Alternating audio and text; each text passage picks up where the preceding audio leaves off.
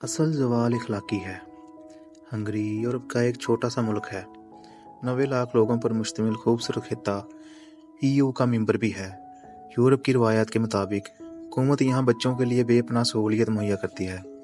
ریاست نے جگہ جگہ چلڈرن ہومز کھول رکھے ہیں جہاں ان بچوں کے لیے معیاری تعلیم اور اعلیٰ تربیت کے تمام مواقع مہیا کیے جاتے ہیں۔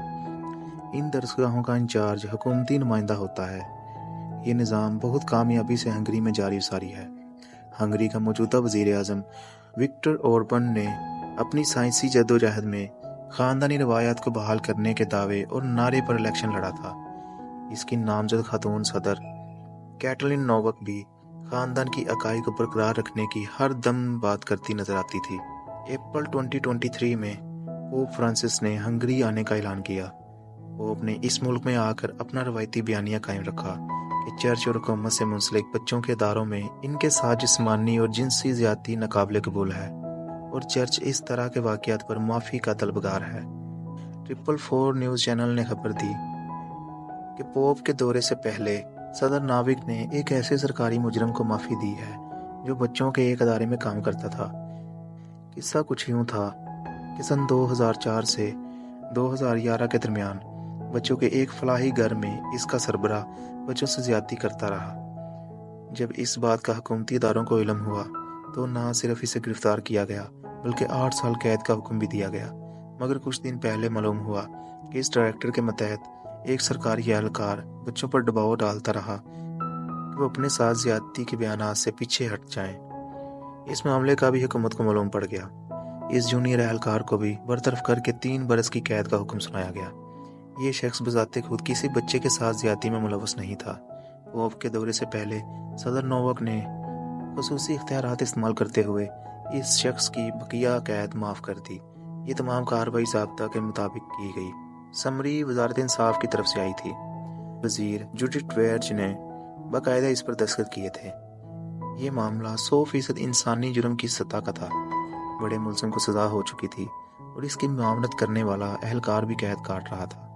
دیکھا جائے تو قانونی طور پر اس میں کوئی قباحت نہیں تھی۔ جب چینل 444 نے یہ خبر عام لوگوں تک نشر کی کہ ہنگری کی صدر نے ایک مجرم کو معافی دے دی ہے جبکہ وہ فوراً اٹھتے بیٹھتے آئلی قوانین اور خاندان کی اہمیت پر تقریر کرتی ہے، اس کول و فال کے تضاد پر پورے ہنگری میں ہنگامہ کھڑا ہو گیا۔ عام لوگوں اور اپوزیشن نے فوری طور پر صدر کے استعفے کا مطالبہ کر دیا۔ نووک اس وقت قطر کے سرکاری دورے پر تھی۔ لوگوں نے قصر صدارت کے باہر احتجاج کرنا شروع کر دیا کہ حکومتی صدر کو اس منافقت کی سزا ملنی چاہیے۔ صدر فوری طور پر قطر سے واپس آئی اور آتے ہی اپنے سرکاری اختیار کو استعمال کرنے پر معافی مانگی اور استعفیٰ دے دیا۔ بات یہاں ختم نہیں ہوتی۔ صدر کے 3 مشیروں نے بھی فوری طور پر استعفیٰ دے ڈالا کہ ان کی سربراہ نے اخلاقی طور پر غیر معقول فیصلہ کیا ہے۔ ساتھ ساتھ وزیر انصاف نے بھی وزارت سے علیحدگی کا اعلان کر دیا اور ہمیشہ کے لیے سیاست کو خیر آباد کہہ دیا۔ ہنگری کی تمام حکومت ہل کر رہ گئی اور وزیر اعظم بھی اب استعفے پر غور کر رہا ہے۔ ایک ایسا معاملہ جس میں سیاسی حکمرانوں نے اپنا جائز قانونی اختیار استعمال کیا ہو جو آئین کے تحت بالکل درست تھا۔ اس کی کوئی عدالتی سزا بھی نہیں تھی مگر پھر بھی ہنگری کی صدر اور وزیر انصاف نے اپنا احتساب خود کیا۔ سیاست اور عہدہ دونوں کو خیر آباد کہہ ڈالا۔ ایک ایسے ملک کی مثال دے رہا ہوں جس کا نظام مکمل جمہوری اصولوں پر قائم ہے۔ اب میں اپنے ملک کے اداروں، ان کے سربراہان کے رویوں کی جانب آتا ہوں۔ اس میں کوئی دو رائے نہیں۔ PDM حکومت اور اس کے بعد نگرانوں کے دور میں جو کچھ ہوا، اس نے خان صاحب کو اتنی سیاسی قوت اور پذیرائی بخش دی جس کا اندازہ بہت ہی کم لوگوں کو تھا۔ اڈیالہ جیل میں ہی ان کا ٹرائل ہوا اور انہیں سزا دی گئی اور وہی سزا ان کے لیے تحفہ ثابت ہونا شروع ہو گئی۔ خان صاحب کے بدترین مخالف بھی عدت کیس میں ان کے موافق تھے۔ عمران خان کے مخالفین کا گمان تھا کہ تحریک انصاف کے حمایت یافتہ امیدواروں کو ووٹ نہیں پڑیں گے، مگر 8 فروری کے الیکشن نے یہ غلط ثابت کر دیا۔ PDI کے حمایت یافتہ آزاد امیدواروں کو نامساعد حالات کے باوجود حد درجہ زیادہ ووٹ پڑے۔ بلا شبہ پیپلز پارٹی، مسلم لیگ، MQM اور دیگر چھوٹی جماعتوں کو ملا کر مرکزی اور صوبائی حکومتیں تشکیل پا سکتی ہیں، مگر ان حکومتوں کا اعتماد، کارکردگی اور دورانیہ کتنا قلیل ہو سکتا ہے یہ باخبر لوگوں کے علم میں ہے۔ کون وزیر اعظم بنتا ہے، کون وزیر اعلیٰ بنایا جاتا ہے، اس پر بحث کا فائدہ نہیں۔ البتہ اتنا اندازہ ضرور ہے کہ معاملات اس قدر بگڑ جائیں گے کہ اگلا الیکشن جلد کرانا پڑ سکتا ہے۔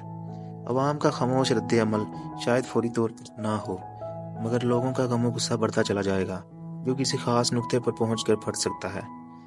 دراصل ہمارے نظام میں بے شمار خرابیاں ہیں، اس کی غلطیاں بھی بے شمار ہیں جو کہ مسلسل جاری ہیں۔ نظام انصاف زوال پذیر ہے، انتظامیہ مفلوج ہے۔ اب حل کیا ہے؟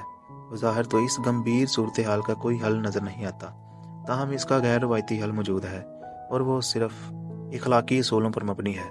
ملک کو اس خراب صورتحال میں لانے والے سیاستدان، بیوروکریٹس اور دیگر اداروں کے سربراہان اور کاروباری، زرعی اور قبائلی اشرافیہ اپنے ضمیر کی عدالت میں خود پیش ہوں، اپنا احتساب خود کرنے کی کوشش کریں، اور اگر انہیں اپنا قصور نظر آئے تو جو سابق ہیں وہ قوم سے معافی مانگیں، اور جو موجودہ ہیں وہ عزت اور خاموشی سے استعفیٰ دے کر گھروں کو چلے جائیں۔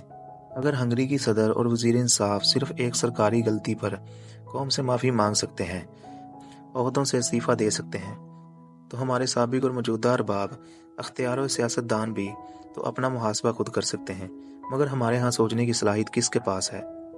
بھیانک غلطیوں پر استعفیٰ دینے کا رواج یہاں تو ہے ہی نہیں۔ ہم نے تو ملک تو لخت کر ڈالا، مگر ان کے کرداروں کو صدا نہ دلوا سکے۔